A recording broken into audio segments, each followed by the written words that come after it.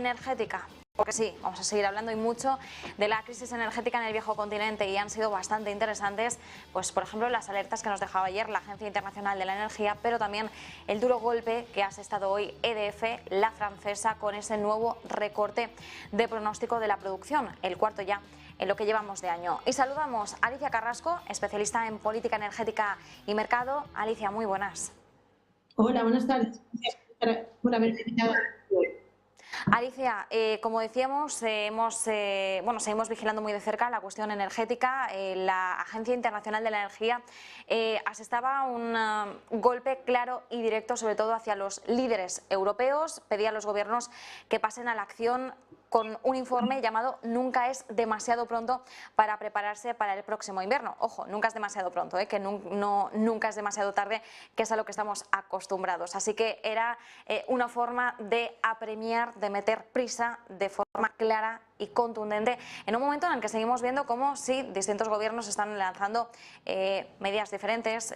Enseguida te preguntaré por el caso alemán, por ejemplo, con el movimiento que ejecuta, ¿no?, de que, por ejemplo, va a asumir en diciembre la totalidad de las facturas de los consumidores de gas, pero ¿cómo estás viendo en estos momentos esa todavía poca claridad que estamos viendo en el avance del viejo continente? Porque sí, los almacenes ahora mismo están al 95%, pero seguimos cuestionando que realmente esto sea suficiente, porque una cosa es sobrevivir o pasar con un 5 raspado este invierno, otra cosa es prepararnos de cara a los próximos. Bueno, yo lo que pienso es que la decisión que se tiene que tomar, que están tomando, teniendo en cuenta que cada país está tomando sus propias iniciativas y además que el punto de partida de cada uno de los países es diferente, pues hace que sea muy difícil el poder llegar a un acuerdo, además cuando no solo el punto de partida es diferente, sino que las decisiones que se tomen van a afectar a diferentes países y a la competitividad y al tejido productivo de cada uno de los países de forma diferente, con lo cual sí que es verdad que es muy difícil llegar a una conclusión o a un plan que puedan proponer. Sí que es verdad que algunas de las medidas que terminarán tomando se saben desde, pues a lo mejor desde hace varios meses. Una, por ejemplo, podría ser la propuesta de comprar el precio de gas, o sea, la propuesta de comprar gas de forma conjunta ha estado sobre la mesa durante muchos meses y realmente no terminan de definir qué es lo que se puede hacer o qué es el alcance de la totalidad de cómo lo quieren proponer. Sí que es verdad que además de que EDF ha publicado la generación que se va a ver cortada, en España también tenemos unos problemas de sequía. De hecho, Red Eléctrica el día 20 de octubre hizo una subasta para comprar electricidad viniendo por parte de los consumidores finales consumiendo menos. O sea, lo que compran no es electricidad, sino menos consumo.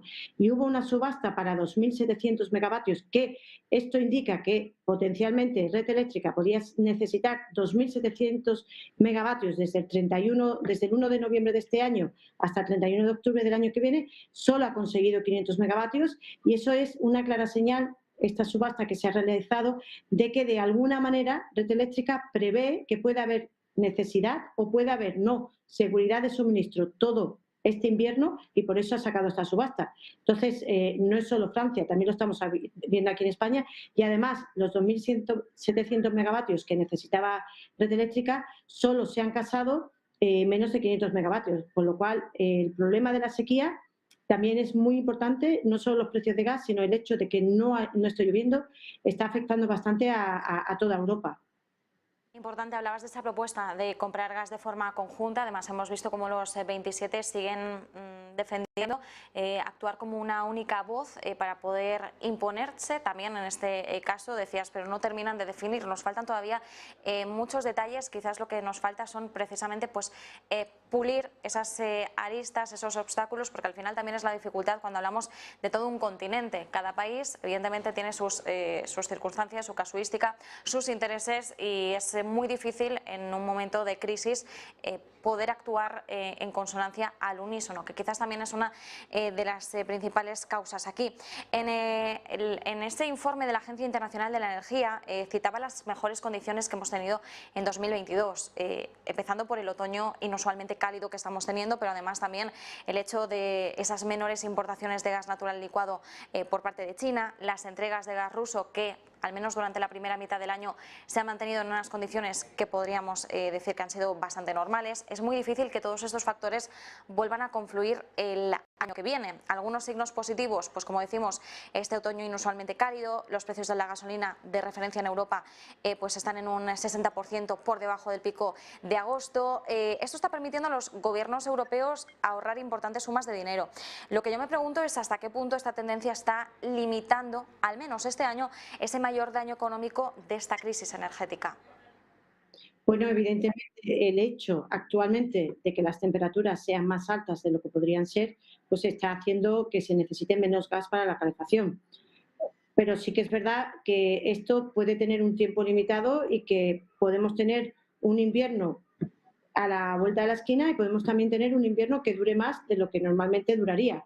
Con lo cual, sí que lo que tenemos que hacer es aprovechar el momento, pero saber que es algo totalmente circunstancial y que no va a durar así todo el invierno.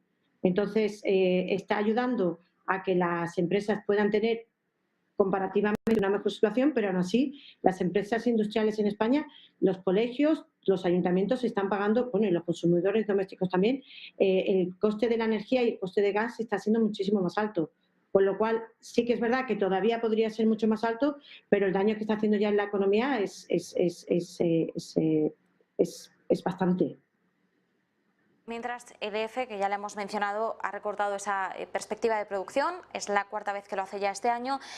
Un nuevo golpe, como decíamos, al sistema energético europeo a medida que pues seguimos profundizando hacia el invierno. Citaba EDF las huelgas que sufría el mes pasado, controles, reparaciones en su flota de reactores. Esto añade presión al suministro energético no solo de Francia, también de países vecinos. Francia además ha exportado históricamente energía a los países vecinos, pero ahora tiene una flota nuclear debilitada, operando de hecho prácticamente a la mitad de su capacidad. Se ha convertido en un importador neto de electricidad. ¿De qué forma agrava esto el impacto de esa restricción de gas ruso?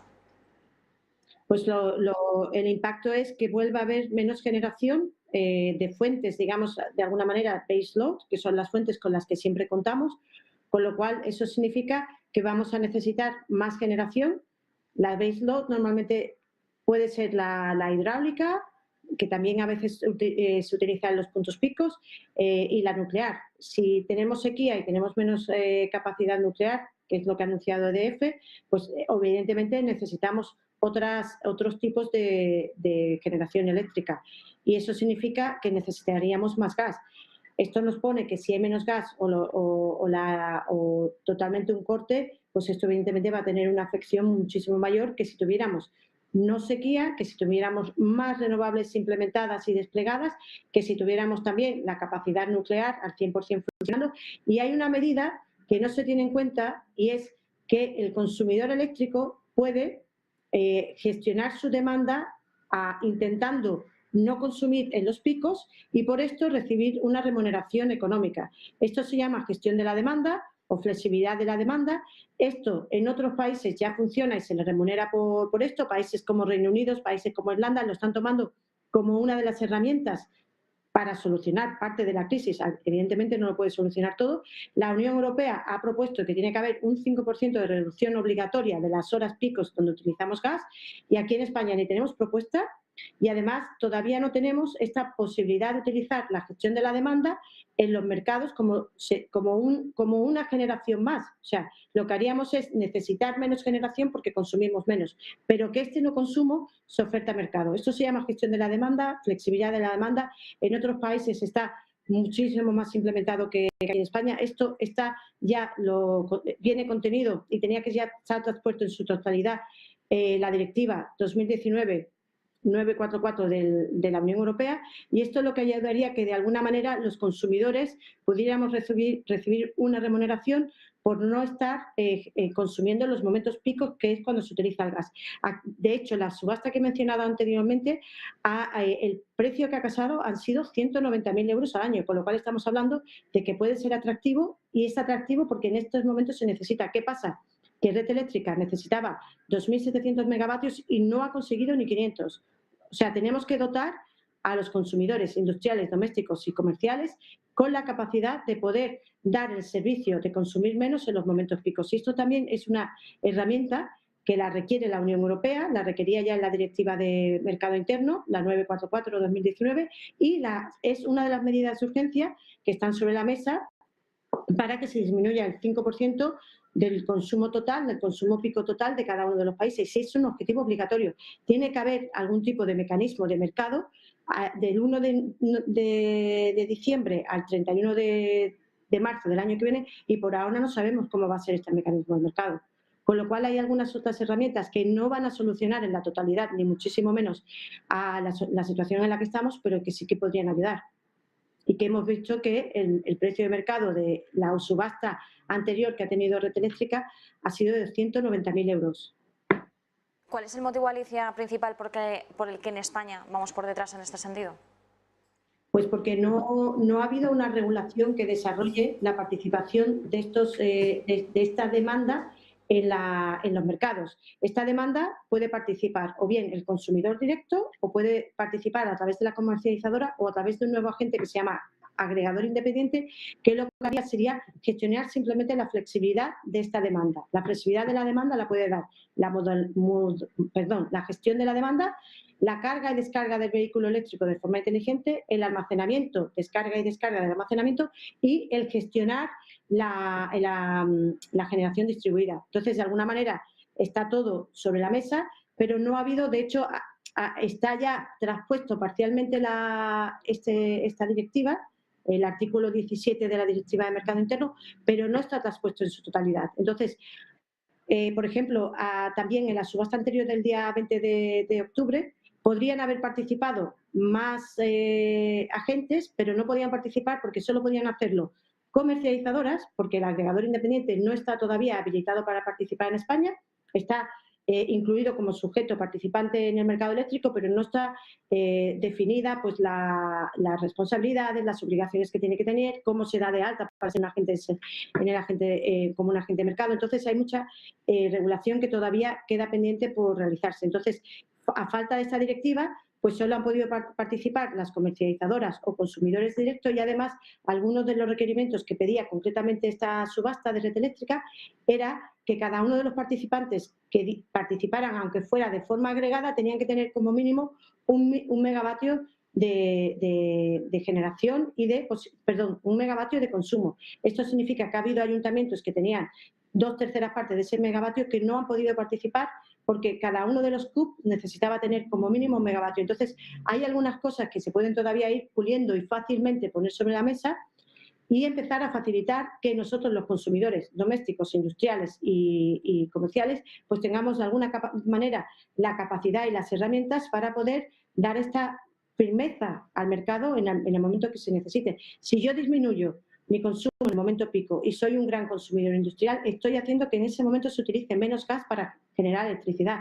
Entonces es directamente un menor consumo eléctrico, menores precios de mercado y además menor consumo de gas, con lo cual no va a solucionar todo el problema, o sea, ni muchísimo menos, pero sí es una herramienta que España debería estar acelerando el despliegue de las mismas, y si haces una subasta red eléctrica para implementarlo, pon unos requerimientos que sí que es verdad que técnicamente son difíciles de cumplir, o sea, que no todo vale. Yo como consumidora final doméstica, irme sola a participar en un servicio de red eléctrica, pues igual no tiene sentido, pero de forma agregada y con unos requerimientos de alguna manera más laxos de los que ha habido en esta subasta, pues se podría haber dado cabida a más número de consumidores y estar ahora nosotros recibiendo también parte de esos 190.000 euros por megavatio, dividido entre el número de consumidores que componen ese megavatio, y no hemos podido porque los requerimientos para participar en esa subasta en concreto no nos lo permitían. Hay otros servicios de red eléctrica